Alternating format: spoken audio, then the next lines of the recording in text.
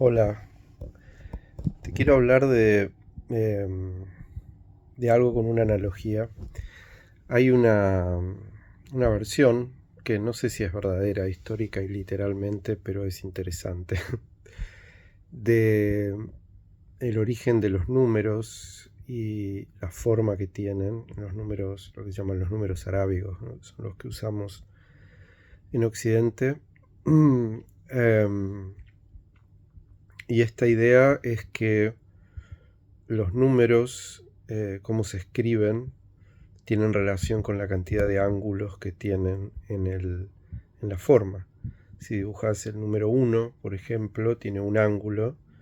eh, Tal vez algunos tienen una forma un poquito más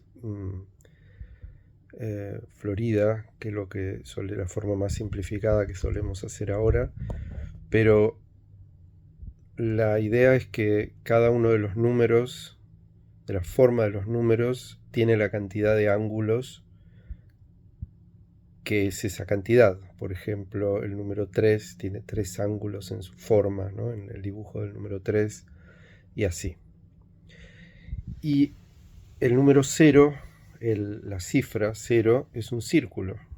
Bueno, nosotros lo dibujamos en general más ovalado, pero es una forma que no tiene ángulos. Y si vos tomás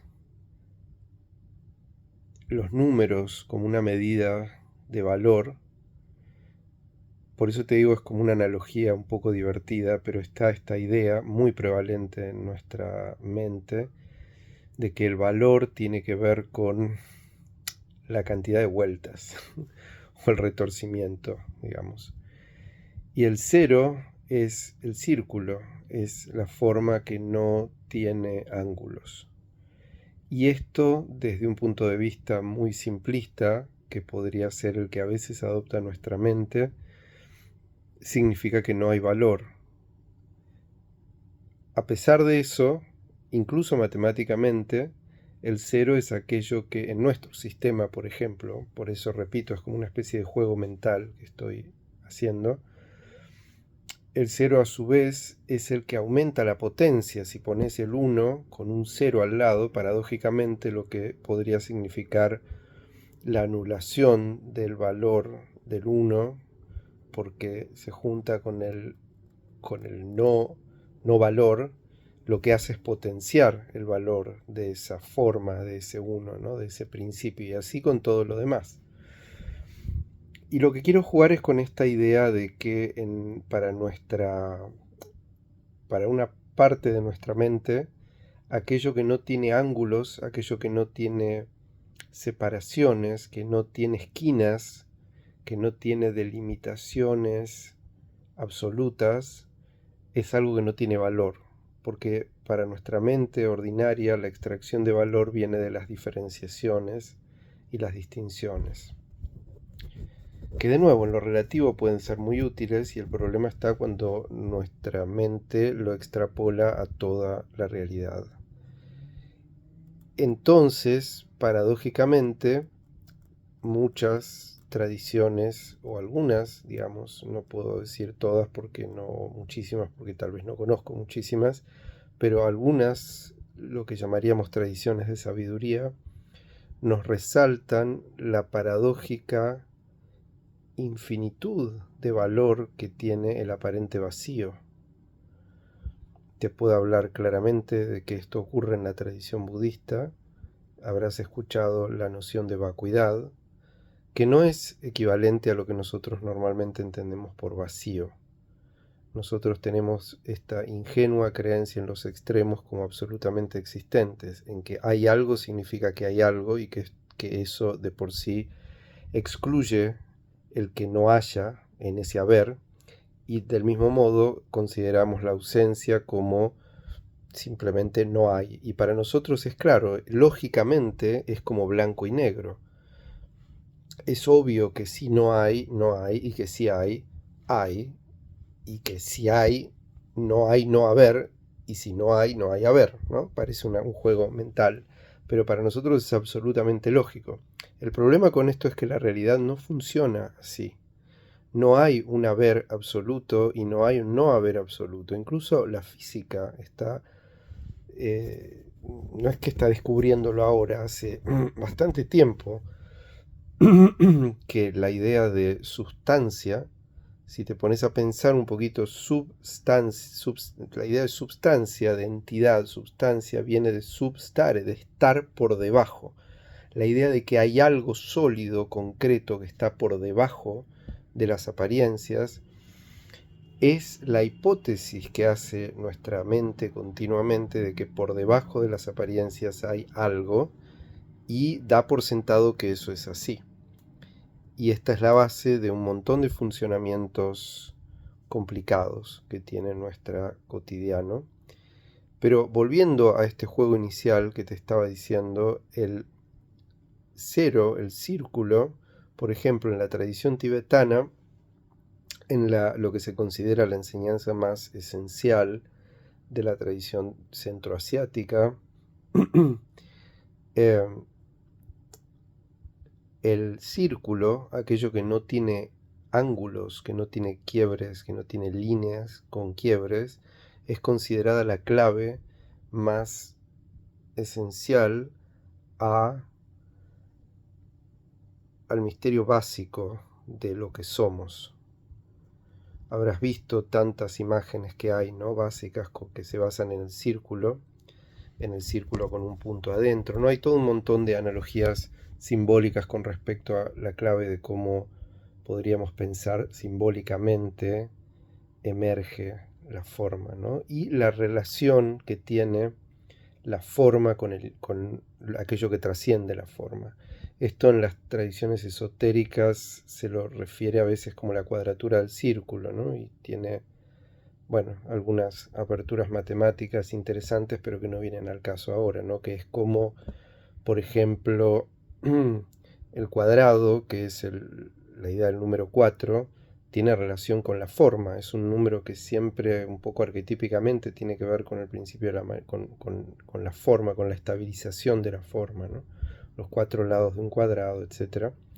Y el círculo es la infinitud, es la ausencia de ángulos, la ausencia de quiebres. Básicamente o sea, la idea de la cuadratura del círculo es la convivencia en nuestro flujo de experiencia de lo infinito con lo relativamente delimitado. Este es un ejemplo de una de estas codificaciones de principios que uno a veces ha visto algunas cosas esotéricas y dice, ¿qué sentido tiene todo esto? ¿No? ¿Qué es brujería? Son básicamente codificaciones en forma de ideas fundamentales, de principios, uh, que señalan a cuestiones de las que normalmente no tenemos conciencia. Generalmente nuestra conciencia vive obsesionada con la forma, está obsesionada con el aspecto forma, el aspecto diferenciación, distinción, y obsesionada en enfocarse en aspectos formales, ¿sí? Aspectos de la diferenciación, la distinción, que siempre se basa en lo que solemos llamar dualidad. Todo se basa en distinguir. Y vivimos en una especie de bucle ilusorio de considerar que, habiendo distinguido cosas diferentes, podemos tener una sin tener la otra. Otro principio que también se relaciona, otro principio simbólico que también se relaciona con esto, con el círculo, es el que lo debes conocer, el principio del yin-yang, en el cual se lo dibuja simbólicamente con este círculo que tiene como este movimiento serpentino, esta onda sinusoidal adentro. Se pinta uno de estos aspectos con negro, el otro con blanco, y a su vez dentro de cada uno de ellos hay un punto del color opuesto. Esta es una condensación de sentido intuitivo muy potente, en el que se integra justamente el principio del círculo con el principio de la dualidad dinámica, ¿no? Esta especie de danza de opuestos. Y esto condensa un montón de información. Vos podés decir, ¿y para qué me sirve todo esto? Esto es filosofía abstracta. Bueno, fíjate, por ejemplo, como he dicho en otras oportunidades, todos tenemos un pequeño filósofo adentro que para más o menos la época de la adolescencia o la adultez temprana saca un montón de conclusiones de cómo funciona la realidad y concluye y da por sentado cosas. Por ejemplo, que tenemos opuestos en cómo percibimos, obviamente distinguimos, ¿no? Y desde ya identificamos esto como deseable, no deseable, bueno, malo, y los principios clásicos, luz, oscuridad, bien, mal, y distinguimos la realidad de esta manera, la percibimos como diferenciada en base a interpretaciones que hacemos sobre nuestra percepción, y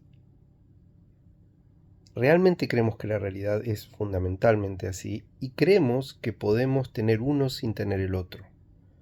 El principio del círculo indica claramente que la realidad entera es todo ese campo con todos sus posibles estados, y no es posible que el ser, la manifestación, sea sosteniblemente en el tiempo una cosa sin la otra. Esto es algo básico, esto es algo que se transmitía de distintas maneras en lo que se llamaban iniciaciones, en tradiciones de conocimiento esencial, que no tienen que ver fundamentalmente con los mitos eh, agrícolas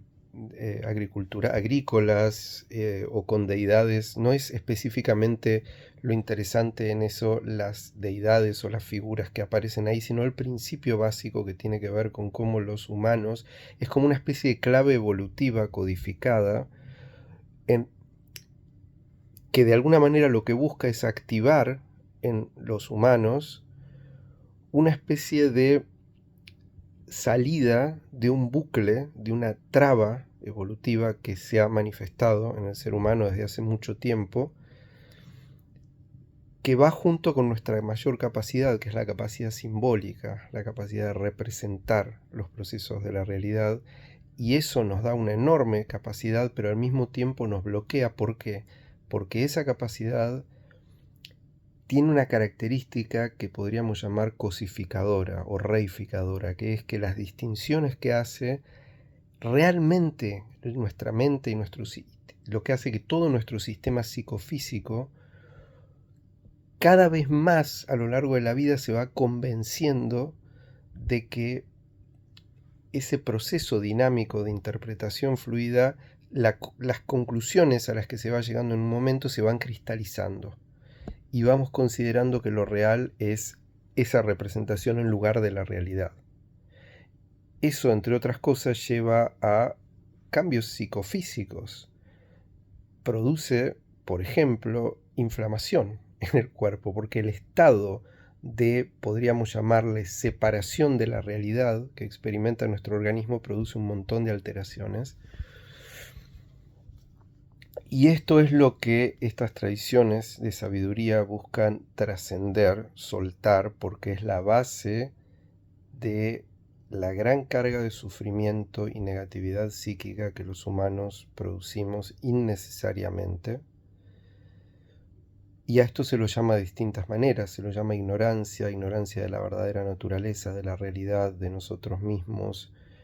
Y esto a su vez ha sido mal interpretado una y otra vez a lo largo de la historia. Esta clave, por supuesto, ha llegado a algunas personas, pero cuando esto se extiende y esa comunicación deja de ser efectiva en lo directo, en lo que trasciende el concepto, empieza a volverse conceptual y empieza a volverse una entidad cultural con distinciones y cosificaciones. Entonces, cuando se habla, por ejemplo, del principio Buda como el principio del despertar de la conciencia a esta realidad, a su propia realidad, ¿qué hace el ser humano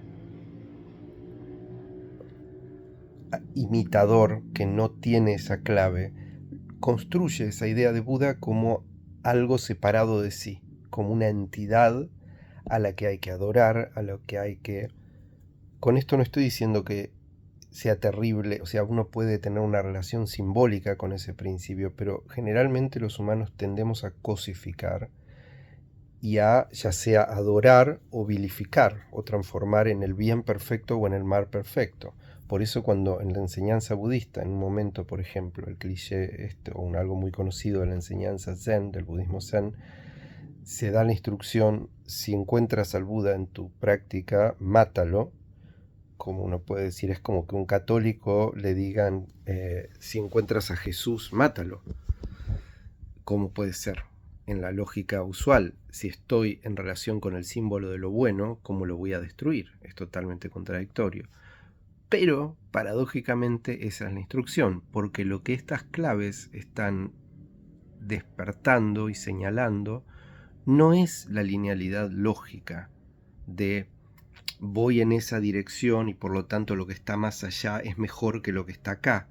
No es eso, sino que lo que buscan es despertar, ni siquiera despertar, que reconozcamos que nuestra dimensionalidad real no está limitada a esta identificación con la dualidad. Esta es la gran malinterpretación que ocurre una y otra vez en la historia humana de estas claves. Cuando esa comunicación se extiende más allá de cierto círculo directo, se vuelve una entidad cosificada y se empieza a volver un objeto de adoración y un objeto, algo que otorga identidad a las personas. Entonces una persona se identifica con el símbolo Jesús, con el símbolo Dios, con el símbolo Tao, con el símbolo. Y ahí volvimos, es como si estuviéramos en un juego, volvemos al cero, ¿no? De nuevo, alternamos, ¿no?, entre forma y... Pero volvemos al cero en el sentido de que al uno, volvemos al punto de partida porque volvimos a identificarnos con un aspecto parcial. En el yin yang es como si nos identificáramos con el color blanco y pensamos que es posible tener el color blanco sin tener el color negro, ¿no? Y entramos en este bucle, siempre es el mismo bucle humano de repetición, una y otra y otra y otra vez. Entonces, volviendo al ejemplo del principio, teníamos los números y el cero como círculo. Y te decía, en la tradición tibetana se habla, en la enseñanza Dzogchen, por ejemplo, de que el círculo es, se dice, la figura que más perfectamente ilustra el campo fundamental de lo que somos, porque no tiene ángulos, no tiene quiebres absolutos con los que podemos construir una sustancialización. Pero fíjate que paradójicamente, que esto es lo que pasa con muchas personas que escuchan esto y dicen, entonces lo que tenemos que lograr es el estado del cero. El cero es lo bueno, el uno y los ángulos son lo malo. Entonces tenemos que evitar los ángulos y mantenernos en el cero y estabilizar el cero. Y fíjate que se repite la misma rueda una y otra vez. Esto es potente. Una clave evolutiva humana muy grande está en esto. No es manipulable, no es computable, no es transformable en un algoritmo, no es asible, y sin embargo es la clave de lo que somos. Vos podés decir, bueno, pero mirá lo que la inteligencia técnica y racional ha logrado. Sí, en sentido relativo, absolutamente. Para matizar la cosa, te digo, vivimos en un mundo donde el nivel de delirio, de locura humana es gigantesco. Los niveles de depresión y ansiedad están altísimos. Una gran parte de la humanidad está medicada. Los cálculos técnicos decían hacía varias décadas que los humanos para esta época íbamos a estar trabajando 4 o 5 horas por semana. ¿Te parece que esto es lo que ha pasado? ¿Por qué? Y podemos empezar a pensar en que hay quienes manipulan y controlan todo, y entramos en la misma estructura esquizoparanoide de volver a danzar con esta rueda ubicarnos fantasiosamente nosotros en el lado blanco y pensar que los malos de la película están en el lado negro y que tenemos que tener el blanco sin el negro. Interesante. Volvemos a repetir la misma dinámica una y otra y otra y otra y otra vez. La clave no es encontrar un punto de referencia relativo donde juzgar todo, es descubrir experiencialmente a qué se refiere este círculo, que repito, no es un círculo literal, no es que tenemos que destruir y volver a hacer una bandera, la iglesia del círculo. Ponemos, en vez de iglesias con cruces, ponemos iglesias con círculos y vamos y matamos y atacamos a todos los que tienen cruces y otras cosas porque tienen ángulos. Esas son las cosas que pasan, esos son los devenires de siglos, de la humanidad entera haciendo esas cosas con un montón de sensación de valor y de idealismo en la bondad del círculo y la maldad de los malditos que tienen ángulos. Creo que después de varios siglos, varios siglos, de repetir las mismas cosas, es interesante que podamos olfatear que la cuestión no va por ahí. Para profundizar en este misterio hay fuentes, no te diría que nada es garantía de nada, pero hay algunas transmisiones de conocimiento vivas que han mantenido claves. Para mí, por ejemplo, fue muy inspiradora la clave del conocimiento de esta tradición centroasiática. No soy fanático nacionalista del Tíbet ni nada por el estilo, me parece que hay una transmisión de valor esencial preciosa, pero seguramente lo hay en otras tradiciones. Y lo único que te puedo decir es que investigues con el corazón, que tengas cuidado con creerte tus propios dogmas o los dogmas de otros, que te puedas bancar estar en el filo de la incertidumbre, porque ese es el espacio abierto de la intuición y donde sentimos el viento que guía. Y es muy potente conectar. Habiendo dicho esto, te digo, creo que es sumamente potente conectar con una transmisión viva y con mentores que puedan darte claves en este proceso, porque muchas veces, sobre todo en estos tiempos, hay una idea de que yo voy a hacer todo por mí mismo y es como querer inventar la rueda de nuevo. Hay claves muy potentes y bueno, ojalá algo de esto te sirva, te inspire y ojalá no sigamos repitiendo las mismas canciones una y otra vez. Es como un músico que repite una y otra y otra y otra y otra y otra vez lo mismo, o nosotros mismos repitiendo una y otra y otra y otra vez lo mismo, ¿no? No hay nada malo con cometer errores, dice mi maestra, lo que está bueno es cometer errores nuevos. Bueno, ojalá algo de esto te sea de inspiración.